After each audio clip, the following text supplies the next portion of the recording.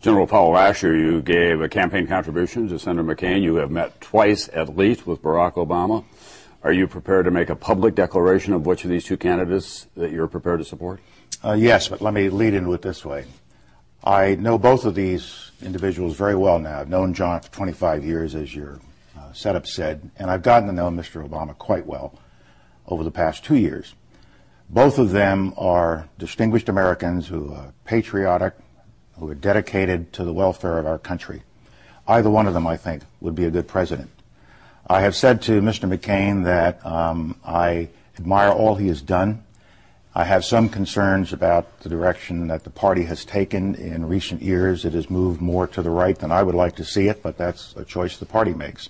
And I've said to Mr. Obama, you have to pass a test of, do you have enough experience, and do you bring the judgment to the table that would give us confidence that you would be a good president? And I've watched them over the past 2 years, frankly, and I've had this conversation with them. I have especially watched over the last 6 or 7 weeks as both of them have really taken a final exam with respect to this economic crisis that we are in and coming out of the conventions. And I must say that I've gotten a good measure of both. In the case of Mr. McCain, I found that he was a little unsure as to how to deal with the economic problems that we were having. And almost every day there was a different approach to the problem, and that concerned me. It's got the sensing that he didn't have a complete grasp of the economic problems that we had. And I was also concerned at the selection of Governor Palin. She's a very distinguished woman, and she's to be admired. But at the same time, now that we have had a chance to watch her for some 7 weeks, I don't believe she's ready to be President of the United States, which is the job of the Vice President. And so that raised some question in my mind as to the judgment that Senator McCain made. On the Obama side, I watched Mr. Obama, and I watched him during this 7-week period, and he displayed a steadiness, an intellectual curiosity, a depth of knowledge, and an approach to looking at problems like this and picking a vice president that I think is ready to be president on day one, and also in not just jumping in and changing every day, but showing intellectual vigor. I think that he has a definitive way of doing business that would serve us well. I also believe that on the Republican side, over the last 7 weeks, the approach to the Republican Party and Mr. McCain has become narrower and narrower. Mr. Obama, at the same time, has given us a more inclusive, broader reach into the needs and aspirations of our people. He's crossing lines, ethnic lines, racial lines, generational lines. He's thinking about all villages have values, all towns have values, not just small towns have values.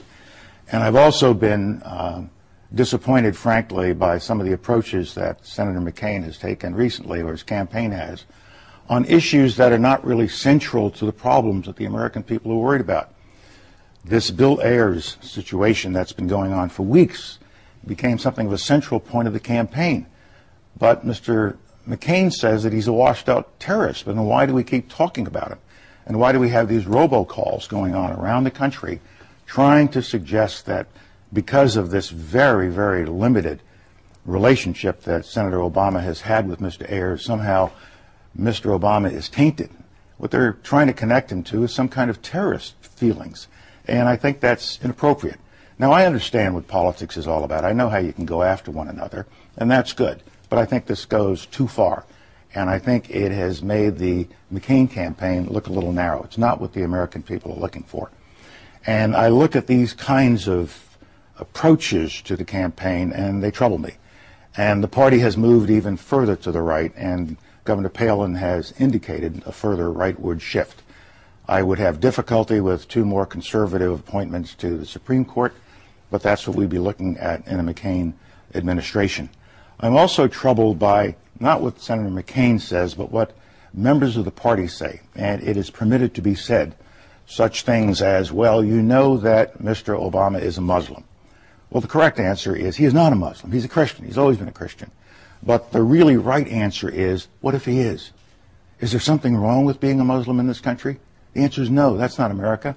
Is there something wrong with some 7-year-old Muslim American kid believing that he or she could be president? Yet I have heard senior members of my own party drop this suggestion. He's a Muslim and he might be associated with terrorists. This is not the way we should be doing it in America. I feel strongly about this particular point because of a picture I saw in a magazine. It was a photo essay about troops who were serving in Iraq and Afghanistan. And one picture at the tail end of this photo essay was of a mother in Arlington Cemetery.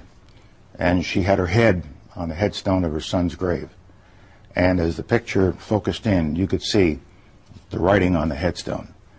And it gave his awards, Purple Heart, Bronze Star, showed that he died in Iraq, gave his date of birth, his date of death. He was 20 years old. And then at the very top of the headstone, it didn't have a Christian cross. It didn't have a Star of David. It had a crescent and a star of the Islamic faith. And his name was Kareem Rashad Sultan Khan. And he was an American. He was born in New Jersey. He was 14 years old at the time of 9/11. And he waited until he can go serve his country, and he gave his life. Now, we have got to stop polarizing ourselves in this way. And John McCain is as non-discriminatory as anyone I know. But I'm troubled about the fact that within the party, we have these kinds of expressions. So when I look at all of this, and I think back to my Army career, we've got two individuals. Either one of them could be a good president.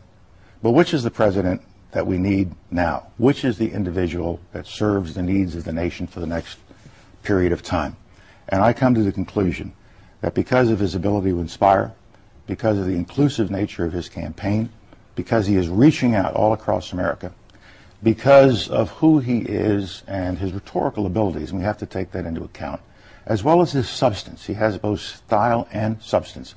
He has met the standard of being a successful president, being an exceptional president. I think he is a transformational figure. He is a new generation coming into the world, onto the world stage, onto the American stage, and for that reason, I'll be voting for Senator Barack Obama.